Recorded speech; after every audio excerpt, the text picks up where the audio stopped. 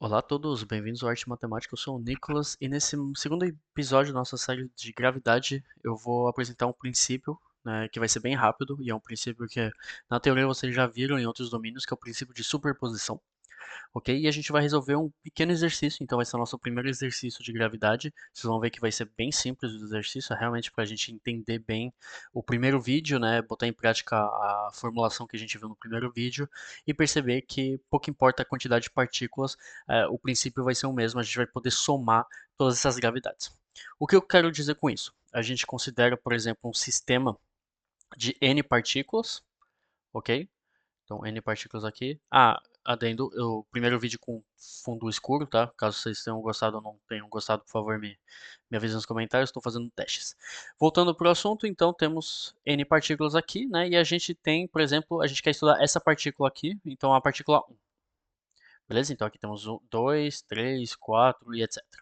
Beleza? E a gente quer estudar, suponhamos que essas partículas sejam, por exemplo, concentrações, então seriam centros de planetas, né? No vídeo anterior eu falei que um planeta a gente pode considerar apenas o seu centro, então a gente considera o planeta como uma partícula, se eles estão suficientemente distantes, ok? Então, suponhamos que eu quero estudar a força gravitacional que é exercida sobre um, né? Então, essa força gravitacional exercida sobre um vai ter o quê? Vai ter a força gravitacional que vem de 2, ok? Então, que vai ser F de 1, 2. Então, a minha anotação é o seguinte: eu quero a força gravitacional de 1, que é exercida pelo outro objeto, então nesse caso é 2. Então, eu quero estudar F de 1, 2. Eu quero estudar F de 1, 1, 3. F de 1, 4. Né? Então, na teoria, o que eu quero fazer é F de 1 total. Né? Eu quero descobrir essa força aqui. E como é que a gente faz?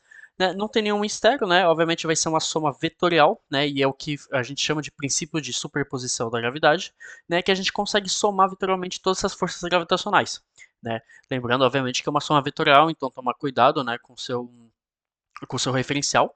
Então vamos ter que a soma de F1 total vai ser nada mais do que a soma de I igual a 2, nesse caso, né? Porque a gente não vai considerar a força gravitacional de 1 em 1, né? Então de I igual a 2 a N de F de I2. No caso, F de I2 não, né? F de 1, 1, I. Ok? Então, nada mais justo do que, né, temos um sistema discreto, então vamos fazer uma soma discreta. E isso funciona exatamente se tivermos um corpo contínuo, ok? Então, a gente pode dizer que F1 vai ser igual à integral de df. Ok? A gente pode definir dessa maneira também, né? Mas o mais comum é a gente somar sistemas, no caso, somas discretas, né? Porque normalmente a gente quer estudar a gravitação entre duas entidades, né, que estão distantes. Então a gente utiliza mais essa primeira formulação. Então, para botar em prática o que a gente aprendeu até agora, né, nesses dois últimos vídeos, pequeno exercício bem simples, tá? Então temos um sistema de partículas aqui, né? Então temos a partícula M1, que está em vermelho, temos a partícula M2, que está distante de A, ok? De M1, e a partícula M3 distante de 2A, ok? E aqui temos os nossos parâmetros, né? Então M1 tem 6 kg, M2 é igual a M3, então tem 4 kg, então eles são menores do que M1, no caso eles são mais leves do que M1, e temos aqui igual a 2 centímetros, e o meu objetivo é calcular toda a força gravitacional que é exercida sobre essa massa M1, né? Sobre esse objeto 1 aqui. Beleza? Então, obviamente, a gente vai precisar de um referencial, né? Então aqui vai ser x e aqui vai ser y, ok? Meus vetores. Né? Então, por enquanto, nada de diferente e a gente vai fazer esse estudo. Então, primeiro vamos estudar a força exercida de 1 vinda de 2. Então, isso daqui, de acordo com a minha anotação, vai ser F de 1, 2. Eu já vou fazer em norma, tá? Eu posso fazer seguindo Y aqui, porque obviamente vai ser seguindo o Y, mas eu já vou fazer em norma, né, em magnitude. Então, de acordo com a fórmula que a gente viu no vídeo passado, isso daqui vai ser a constante gravitacional G, grande G, vezes M1 vezes M2, dividido pela distância ao quadrado. Então, a distância entre M1 e M2 é A, então vai ser distante de A ao quadrado. Ok?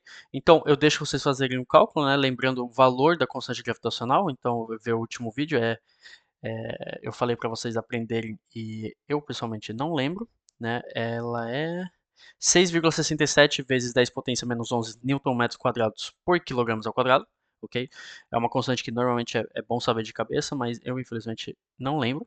Mas vocês fazem um cálculo, então vezes m1 vezes m2 dividido por ao², vocês vão achar no final 4 vezes 10 potência menos 6 newtons. Ok? Então isso daqui é F12, beleza?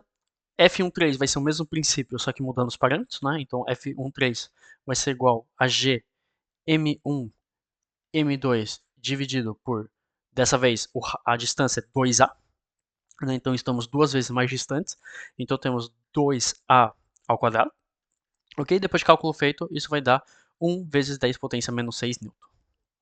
Ok, então vocês veem que para massas minúsculas, né, a força gravitacional é neglijável, é por isso que vocês não veem, por exemplo, duas bolinhas de gude que vão se atrair entre si. A força gravitacional, de acordo com a descrição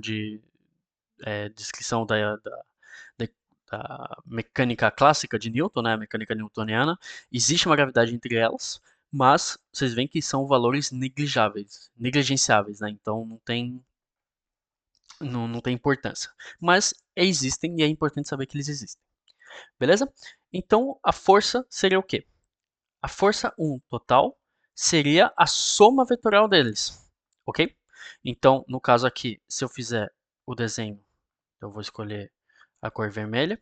Então temos aqui F de 1, 2 aqui, beleza? E aqui a gente vai ter F de 1, 3, ok? Seguindo essa direção aqui, né? Porque, obviamente, M1 está sendo atraído por M2, então F de 1, 2 vai ser para cima. M1 está sendo atraído por M3, então F de 1, 3 seguindo nessa distância aqui. Então, no caso, a gente quer achar, né, a soma vetorial. Então, F1 total seria mais ou menos por aqui. Ok? Então, F1 tot. Ok? Então, como é que a gente faz isso vetorialmente, né? Isso daqui nada mais é, no caso aqui a soma vetorial, então é a soma dos vetores. Então, a magnitude de F1 total vai ser a raiz de F12 ao quadrado mais menos F13 ao quadrado. Por que menos? Porque estamos menos vetorialmente aqui, né? Então temos f de 1, 3 seguindo menos x. Né? Então isso daqui, depois de cálculo feito, vocês vão achar 4,1 10 potência menos 6 newtons. Então realmente um valor negligenciável. Agora, como é que a gente pode posicionar o ângulo dessa força aqui? Né? Então a gente sabe que é mais ou menos por aqui, né? Porque a gente sabe fazer uma soma vetorial de uma maneira geométrica, mas qual que seria o ângulo aqui, θ?